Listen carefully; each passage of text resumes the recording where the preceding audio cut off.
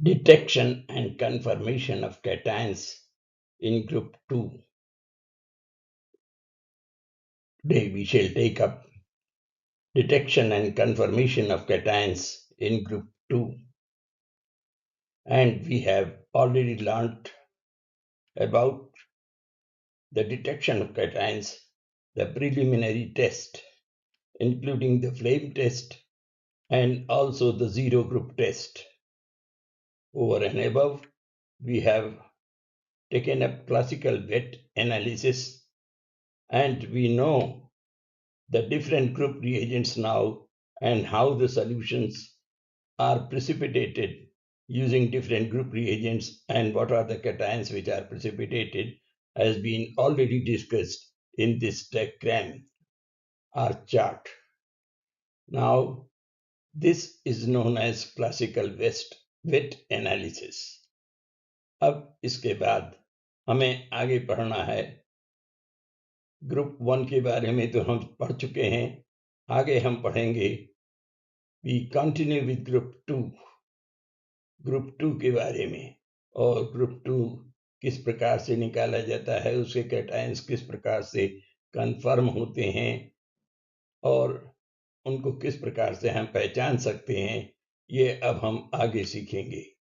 तो देखिए यहाँ पर है ग्रुप 1 अगर एब्सेंट है then we take the solution and mix excess of water, थोड़ा सा पानी मिला दिया टेस्ट ट्यूब में और फिर उसको हमने गर्म किया और उसके बाद हम उसमें H2S गैस पास करते हैं।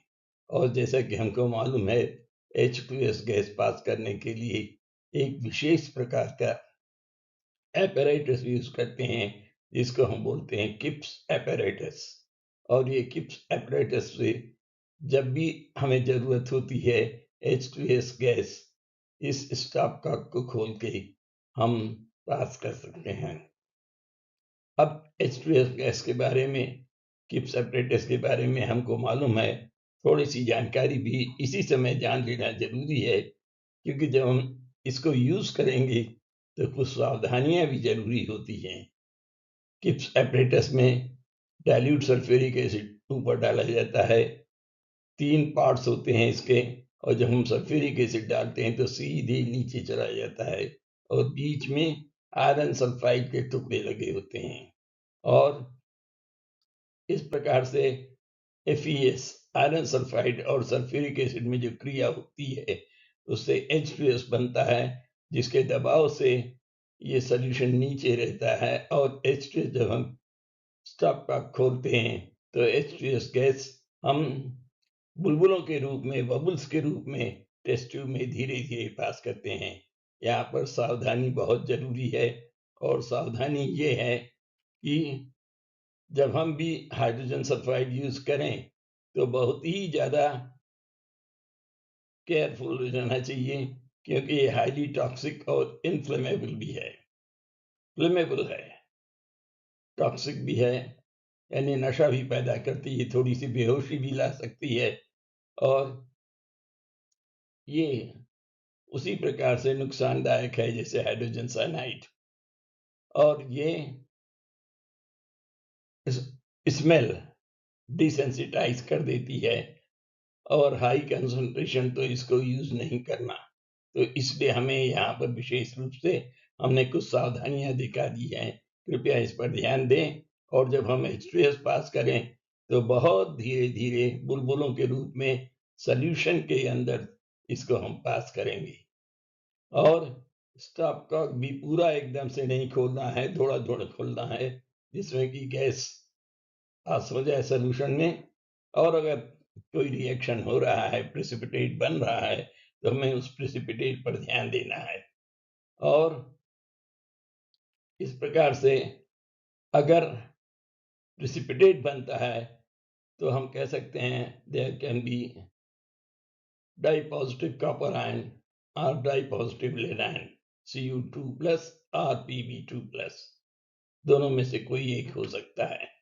और तब एक काला प्रेसिपिटेट बनेगा, and this will be the cupric ion and the lead dye positive ion. अब इसके बाद अगर हमको काला प्रेसिपिटेट प्राप्त हो गया, ब्लैक प्रेसिपिटेट, तो हम उसमें येलो एमोनियम सल्फाइड डालेंगे। अब ये येलो एमोनियम सल्फाइड क्या होता है, इसके बारे में हम अभी थोड़ी देर में चर्चा करेंगे। देखिए, अगर येलो एमोनियम सल्फाइड में ये काला precipitate yellow ammonium sulphide solution होता है जिसमें सल्फर की एक्सेस होती है, और जब हम इसमें डालेंगे तो क्या होगा, या तो वो प्रेसिपिटेट घुल जाएगा या नहीं घुलेगा। अगर ये घुल जाता है प्रेसिपिटेट, तो निश्चित रूप से ये आर्सेनिक या एंटीमनी हो सकता है, AS try positive, RsB3 positive. और अगर इनसॉल्युबल है, then it will be dipositive lead ion और द क्यूप्रिक आयन। अब yellow ammonium sulphide brownish liquid होता है, जिसको कि हम सल्फर एमोनियम सल्फाइड या हाइड्रोसल्फाइड में सल्फर घोल करके हम बना लेते हैं। इट इज येलोइश और ब्राउन लिक्विड। तो कुछ डिटेल्स येलो एमोनियम सल्फाइड के लिए शॉर्ट में हमने आप लोगों के लिए यहाँ पर दिया हुआ है। Now we boil the precipitate. मान लें कि काला प्रेसिपिटेट है, तो उसको हम नाइट्रिक एसिड के साथ बॉयल करेंगे, और जैसे ही हम नाइट्रिक एसिड के साथ उबालते हैं तो वो घुल जाता है, और तब हम a few drops of alcohol और सल्फ्यूरिक एसिड मिलाएंगे। व्हाइट प्रेसिपिटेट अगर आ जाता है, तो सल्फ्यूरिक एसिड मिलाने पर अगर व्हाइट प्रेसिपिटेट आता है, इसके मतलब कि लेड सल्फेट बना है। और अभिक्रिया या रिएक्शन इस प्रकार से होता है, PbS reacts with nitric acid, forms lead nitrate, and lead nitrate when treated with sulfuric acid gives lead sulfate, a white precipitate। और अल्कोहल थोड़ा सा हम इसलिए मिला देते हैं कि प्रेसिपिटेट जरा स्पष्ट रूप से ग्रेनुलर प्रेसिपिटेट प्राप्त हो। अब इसके बाद अगर white precipitate confirms precipitate of lead ion, लेकिन यहीं पर नहीं, कंफर्मेशन के लिए हमें कुछ और टेस्ट करना पड़ेगा, और वो टेस्ट है प्रेसिपिटेट को एमोनियम एसिटेट सॉल्यूशन में डिसॉल्व कर दिया, ये घुल जाएगा। ये व्हाइट प्रेसिपिटेट एमोनियम एसिटेट में थोड़ा सा एसिटिक एसिड मिलाया, और जो घुला हुआ सॉल्यूशन है अब प्राप्त हुआ, उसको दो हिस्से में बांट दिया, divided into two parts. To the first part, add potassium chromate solution and you get a yellow precipitate. पहले हिस्से में जो कि थोड़ा सा है सॉल्यूशन, उसमें येलो पोटेशियम क्रोमेट K2CrO4 होता है, मिला देंगे तो येलो प्रेसिपिटेट बनेगा। और दूसरे पार्ट में हम पोटेशियम आयोडाइड सॉल्यूशन मिलाएंगे तो भी येलो प्रेसिपिटेट बनेगा। अब ये दोनों येलो प्रेसिपिटेट अलग प्रकार के होते हैं, और देखिए क्या होता है, जब हम लेड सल्फेट में एमोनियम एसिटेट मिलाते हैं, वो खुल जाता है और it forms a complex like this. When you mix potassium chromate, the chromate ion combines with Pb2 positive and forms lead chromate, which has got a yellow precipitate as shown here। ये yellow रंग जैसा दिख रहा है, बिल्कुल इसी तरह का प्रेसिपिटेट बनता है। और जब हम उसी को दूसरे हिस्से में लेड पोटेशियम आयोडाइड मिला देते हैं, तो हमको लेड आयोडाइड का प्रेसिपिटेट बनता है। अब आप देखिए, लेड आयोडाइड का प्रेसिपिटेट भी पीला है, लेकिन ये जैसे जैसे ठंडा होता जाता है, you get a shining golden yellow flakes like precipitate. इस तरह का प्रेसिपिटेट बनता है। और अगर ये दोनों टेस्ट पॉजिटिव हैं, तब हम कह सकते हैं दैट लेड इज कंफर्म। फिर उसके बाद आइए देखें कॉपर का क्या टेस्ट होता है। How do you get Cu2 positive, और किस प्रकार से कंफर्म करते हैं। अगर प्रेसिपिटेट नहीं बन रहा है, add excess ammonium hydroxide solution, और जैसे ही एक्सेस मतलब अधिकता में, when you add excess of ammonium hydroxide solution, a blue solution is formed. This copper sulfide, we have a precipitate now, उसमें नाइट्रिक एसिड मिलाया, घुल गया, एंड उसके बाद हम जैसे ही नाइट्रिक एसिड मिलाएंगे, sulphur is oxidised to copper sulphate is formed and the solution turns blue. थोड़ा सा अमोनियम हाइड्रोक्साइड मिला दें तो बेसिक कॉपर सल्फेट बनता है. And there is another test which forms tetraamine copper 2 complex.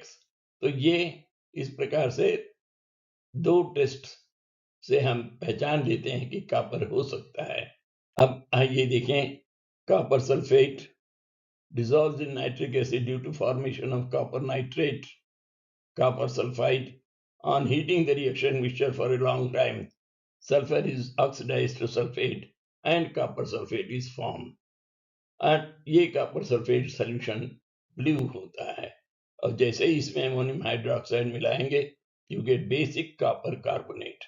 And basic copper carbonate is nothing but CuOH twice CuSO4.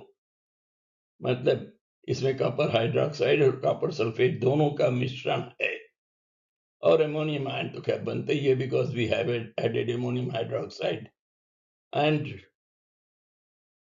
you get ammonia, you get tetraamine copper 2 that is there.